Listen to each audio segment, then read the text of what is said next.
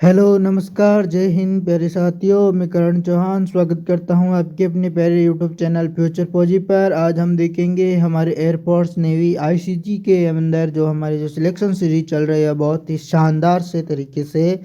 इसके अंदर हम जो हमारी ज्योग्राफी एक टॉपिक है उसके बारे में हम चर्चा कर रहे हैं। आज हम इस वीडियो के अंदर चर्चा करेंगे जो भारत के पर्वत है, मतलब कि कम्प्लीटली भारत की जो प्रमुख पर्वत है उन पर्वतों के बारे में हम चर्चा करेंगे। बिल्कुल बेसिक से समझेंगे इस वीडियो के अंदर। अगर आप हमारे चैनल पे नए हो तो अभी चैनल को लाइक करना, शेयर करना, सब्सक्राइब करना और अपने दोस्तों तक ज़्यादा से शेयर करना। और हमारे इस चैनल पे नए हो तो सब्सक्राइब करना। तो बताना लास्ट के अंदर कि आपको वीडियो कैसा लगा। हमें कमेंट बॉक्स में अपना रिव्यू देना। आपको किसी भी प्रकार का कोई भी डाउट हो तो हमें कमेंट बॉक्स में बताना। चलो हम आज की इस क्लास को शुरू करते हैं। तो आज हम भारत के पर्वत पढ़ेंगे, भारत के पर्वतों के बारे में। इस क्लास के अंदर आपको क्या लग सकता है, इस क्लास के अंदर आपको ये बहुत ही मतलब कि इसकी क्लास में आपको जो क्वालिटी है वो कम लग सकती है, क्योंकि इस वीडियो के अंदर में अब अपनी फ़ोन की क्वालिटी बढ़ा लेना पूरी तरह से। हम क्या पढ़ेंगे भारत के, पहले देख लेते हैं पठार, पर्वत और पठार। भारत के पठार, पर्वत और पठार क्या होते हैं, पर्वत और पठार। तो देखते हैं हमारा जो पहला ही टॉपिक क्या है, अरावली। अरावली के बारे में वर्तमान में क्या चल रहा है वह सभी आप सभी को रूबरू मालूम है। तो हमें क्या करना है, अरावली बचानी है। पहला हमारा कार्य है अरावली बचाओ। अरावली बचेगी तो राजस्थान बचेगा। जनता को बचाओ, अरावली बचाओ, ये कलयुग का हो गया। हमारा जो टॉपिक है अरावली पर्वत के बारे में है। अरावली पर्वत क्या है कि भारत की सबसे अरावली पर्वत भारत की सबसे प्राचीन पर्वतमाला है। भारत की सबसे प्राचीन पर्वतमाला है। The oldest mountain range of India. इसका जो निर्माण है प्री कैम्ब्रियन युग में आयु लगभग 570 मिलियन वर्ष पहले हुआ। सर्वोच्च शिखर गुरु शिखर, जो सर्वोच्च चोटी किसकी है, अरावली की सबसे ऊंची चोटी है वह गुरु शिखर है। कितनी है, 1722 मीटर है। कितनी है, 1722 मीटर है। अरावली पर्वत भारत की सबसे प्राचीन पर्वतमाला है। निर्माण इसका किसने किया, मतलब किसके कारण हुआ, तो प्री कैम्ब्रियन युग में हुआ था इसका निर्माण। और इसकी आयु 570 मिलियन वर्ष पहले मानी जाती है। इसका सर्वोच्च शिखर गुरु शिखर 1752। पर्वतीय नगर माउंट एवरेस्ट। अगला हमारा कौन सा है, पर्वतीय नगर जो माउंट आबू। दिलवाड़ा का जैन मंदिर विस्तार इसका कहाँ कहाँ है, दिल्ली, गुजरात, राजस्थान, हरियाणा। अवशिष्ट पर्वत भी किसे माना जाता है, रेजिडुअल माउंटेन। पर्वतीय नगर के नाम से भी पर्यटन बहुत ही यहाँ पे आते हैं। यह विंध्याचल है इंडिया के यहाँ इस मैप में। और यहाँ पे दिखाते हैं अरावली। आपको अरावली के बारे में ये देखो, यहाँ पे अरावली आ गई, ये माउंट आबू आ गया। यहाँ पर माउंट आबू, यहाँ गुरु शिखर 1722 मीटर इसकी है लंबाई। मीटर इसकी है लंबाई है। सर्वोच्च चोटी इसकी अरावली की सबसे ऊंची चोटी गुरु शिखर है। पर्वतीय नगर माउंट आबू कहाँ पर है, अरावली के अंदर है, जो दिलवाड़ा का जैन मंदिर में है। विस्तार कहाँ है इसका, विस्तार जो अरावली पर्वतमाला का जो विस्तार है वह दिल्ली, गुजरात, राजस्थान और हरियाणा, दिल्ली, गुजरात, राजस्थान और हरियाणा में है। अब देखते हैं हमें विंध्याचल पर्वत। विंध्याचल पर्वत के बारे में इस वीडियो के अंदर हम चर्चा करेंगे।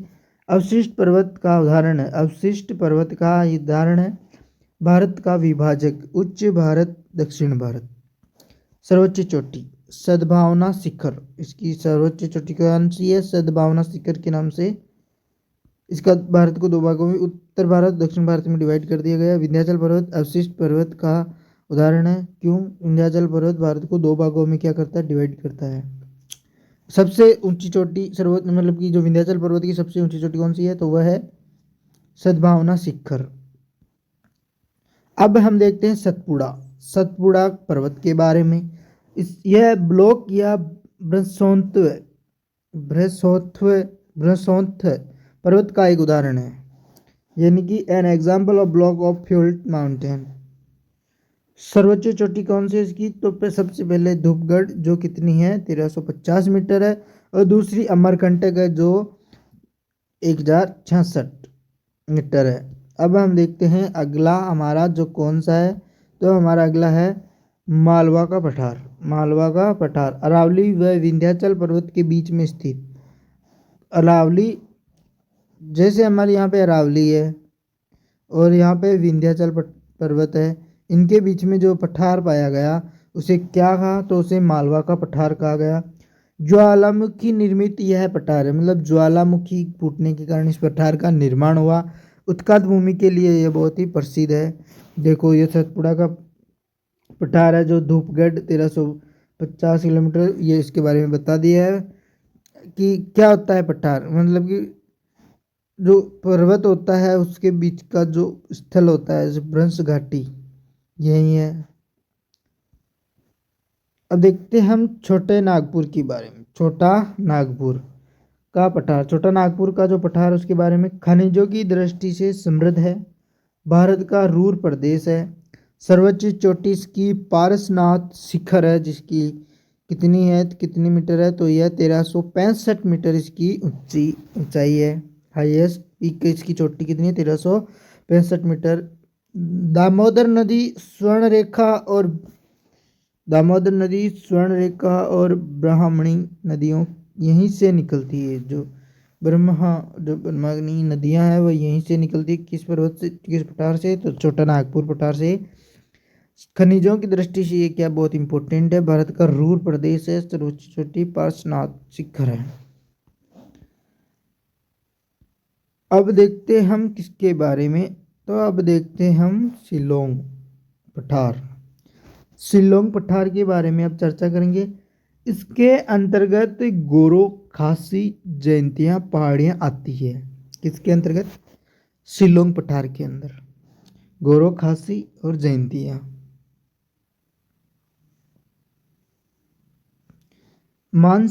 मासिनराम जो भारत में सर्वाधिक वर्षा का स्थान है, कौन सा है? तो इम्पोर्टेंट भी यह है, मासिनराम भारत का सर्वाधिक वर्षा वाला स्थान है। खासी पहाड़ियों के लिए निकट स्थित है, नहीं है, निकट स्थित है। यह भी प्रायद्वीपीय पठार का भाग है। कौन सा? शिलोंग पठार। हाईएस्ट जो इसकी क्या है, पीक है, वो कौन सी हाईएस्ट पीक? शिलांग शिखर जिसकी लगभग 1961 मीटर इसकी अप्रोक्स क्या लंबाई है। इसका जो विस्तार है, किसका? शिलांग पठार का जो विस्तार है वह मनीली से मेघालय तक है। पश्चिमी घाट कौन कौन से हैं? प्रायद्वीपीय पठार का पश्चिमी ढलान पश्चिमी घाट कहलाता है। परिभाषा देख लो, प्रायद्वीपीय पठार का पश्चिमी ढलान पश्चिमी घाट कहलाता है।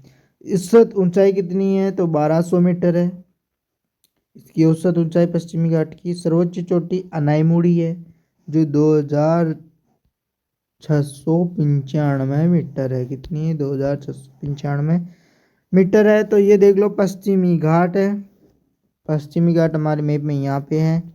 तो यहाँ पे क्या गया? अनाईमुड़ी। अनाईमुड़ी कहाँ में पड़ता है? तो आप हमें कमेंट बॉक्स में बताना। यह लगभग कितना है? 1200 मीटर में। इसकी औसत ऊंचाई लगभग 1200 मीटर बताई जाती है। अब हम देखते हैं पूर्वी घाट। पूर्वी घाट प्रायद्वीपीय पठार का पूर्वी ढलान पूर्वी घाट कहलाता है। इसकी औसत ऊंचाई कितनी है? 615 मीटर लगभग मानी जाती है। सर्वोच्च चोटी महेंद्रगिरी जो 1501 मीटर है। कितनी है? 1501 मीटर है। तो ये देखो यहाँ पे हम बताएंगे आपको आगे। हमारा ये बता दिया मैंने पूर्वी घाटों के बारे में कि इसकी औसत ऊंचाई 615 मीटर लगभग है और सर्वोच्च चोटी महेंद्रगिरी है। अब हम देखते हैं नीलगिरी पहाड़ियों के बारे में। नीलगिरी पहाड़ियाँ क्या है? यह पश्चिमी घाट और पूर्वी घाट आपस में मिलते हैं, उससे नीलगिरी पहाड़ियाँ के नाम से जाना जाता है। इसकी सर्वोच्च चोटी कौन सी है? डोडा बेटा है जो लगभग 2637 मीटर है। इसका जो विस्तार है वह कर्नाटक, केरल और तमिलनाडु में है। पर्वतीय पर्यटन नगर उत्कमंडक और ऊटी है। उत्कमंडक और ऊटी है। अब हम देख लेते हैं और आपको पीछे के अंदर आपको ये देखने का बहुत ही मन कर रहा था, दिखा देते हैं, इसके बारे में बता देते हैं आपको। जो यहाँ पे हमारी कौन सी नीलगिरी पहाड़ियाँ हैं, इस वो कहाँ से निकलती है, ये कहाँ कहाँ से, एक तमिलनाडु, केरल, कर्नाटक। हम इन पहाड़ियों से एग्ज़ाम देने गए थे, टेंशन नहीं, हमने तो ये देखी थी पहाड़ियाँ ट्रेन के अंदर।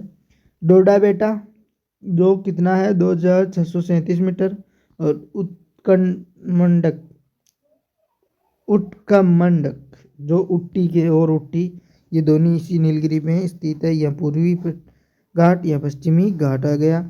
महेंद्रगिरी जो एनसीईआरटी में दिया कितना है 1501 के अंदर, लगभग कितना माना जाता है तो 615 मीटर। ये महेंद्रगिरी नहीं है, कोई दूसरा है। नीलगिरी के बारे में हमने चर्चा की है, तो ये देख लो एक बार नीलगिरी को यहाँ पे क्या क्या कहते हैं। यह नीलगिरी हमारी पहाड़ी है यहाँ पे, और इसके नीचे क्या है, फिर पालनी पहाड़ियाँ आ जाती है, फिर उसके नीचे अनाईमलाई पहाड़ियाँ जिसे अनाईमुड़ी कहते हैं, जिसकी ऊंचाई कितनी है 2695 मीटर है। केरल, तमिलनाडु, और ये कहाँ कहाँ पाई जाती है अनाईमुड़ी, केरल और तमिलनाडु के अंदर। जो पालनी पहाड़ियाँ हैं वो कुड़कई नाल कहलाती है, कुड़कई नाल कहलाती है। अन्नामलाई पहाड़ियाँ, कौन सी, अन्नामलाई, यानी कि हमें देख लो नीचे वाले बारे में बताऊंगा। अब अन्नामलाई पहाड़ियों के बारे में इस वीडियो के अंदर हम चर्चा करेंगे, अन्नामलाई पहाड़ियों के बारे में। सर्वोच्च चोटी क्या है इसकी, अनाईमुड़ी। अनाईमलाई पहाड़ी के बारे में तो संपूर्ण दक्षिण भारत, अनाईमुड़ी पहाड़ियाँ और पश्चिमी घाट, और इसका जो विस्तार व सर्वोच्च चोटी कौन सी है इसकी, अनाईमुड़ी। आपको ये याद रखना है ज़्यादातर। संपूर्ण भारत, संपूर्ण दक्षिण भारत की सबसे ऊंची चोटी तो भी अनाईमुड़ी, अन्नामलाई पहाड़ियों की सबसे ऊंची चोटी तो अनाईमुड़ी, पश्चिमी घाट की सबसे ऊंची चोटी तो भी अनाईमुड़ी। इसका मतलब ये है तमिलनाडु और केरला में स्थित है। अब किसके बारे में देखते हैं, तो हम देखते हैं पालनी पहाड़ियों के बारे में। पर्वतीय पर्यटन नगर कुड़कईनाल जो कहाँ है, तमिलनाडु, जो केरल में मुख्यतः है। कार्डमम पहाड़ियाँ जो इलायची उत्पादन के लिए प्रसिद्ध है। कार्डमम पहाड़ियाँ जो इलायची उत्पादन के लिए प्रसिद्ध है, केरला के अंदर यह स्थित है। इसका जो विस्तार है वह केरला के अंदर है। कहाँ है, तो केरला के अंदर है। तो कैसा लगा वीडियो, हमारा वीडियो यहाँ तक ही रहेगा आज के लिए। तो आप मैं कमेंट बॉक्स में बताना कि वीडियो कैसा लगा। हम आराम आराम से स्लो से पढ़ा रहे थे। वीडियो कैसा लगा, अच्छा लगा तो लाइक करना, शेयर करना, सब्सक्राइब करना, और कुछ भी डाउट हो तो हमें कमेंट बॉक्स में बताना। हम कमेंट बॉक्स को देखते हैं, उसके बारे में हम आपको कुछ भी हल होगा तो हमारी तरफ से हम अपना उत्तर भी बताएंगे। अगर किसी भी प्रकार की कुछ भी समस्या हो तो हम इस वीडियो के अंदर हमें कमेंट बॉक्स में बताना। बस वीडियो को लाइक करना, शेयर करना, सब्सक्राइब करना, और अपने दोस्तों तक ज़्यादा से ज़्यादा शेयर करना, और वीडियो को पूरा देखें, जिससे कि आपको पूरे पर्वतों के बारे में उसके अंदर, और कुछ मैं अलग अलग प्रकार के टॉपिक भी लाता हूँ उन सभी टॉपिकों के बारे में कम्प्लीटली आपको, जो एग्ज़ाम की आपके ओरिएंटेड 2026 में जो भी अभी चल रहे हैं, 1-2000 मतलब कि 2027 की जो एग्ज़ाम चल रहे हैं आपके, अब आने वाले हैं एयरफोर्स के, और जैसे नेवी के, आईसीजी के, अगले साल बहुत ही इनकी बराबर वैकेंसियाँ भी आएगी। तो इनके लिए आपको पहले से ही प्रिपेयर होना ज़रूरी है। तो हमारे इस वीडियो को ज़रूर से देखें। यह क्लासें अगर आप किसी चैनल पर लोगे तो आपको पेड कोर्सेज में 600-700 रुपये की मिलेगी, बट हम यहाँ पे आपको देखो ये पेड कोर्सेज ही है। लेकिन मैं चाहता हूँ कि जैसे मैंने पेपर क्लियर किया उसी तरह आप लोग भी पेपर क्लियर करो, वो भी फ्री में। कोर्स मैंने भी बहुत ही लिया लेकिन कोई मतलब नहीं रहा। लास्ट में जाके खुद को पढ़ना पड़ता है, कोर्स कितना भी ले लो खुद को ज़रूरी है। सर तो अपनी तरीके से फुल पढ़ा देते हैं, पढ़ना खुद को पड़ता है। तो थैंक यू, हम इतना बताएंगे, ज़्यादा नहीं। थैंक यू, जय हिंद, जय भारत। आज का वीडियो यहीं तक। बस आप बताना कैसा लगा, कमेंट बॉक्स में हमें अपना रिव्यू देना।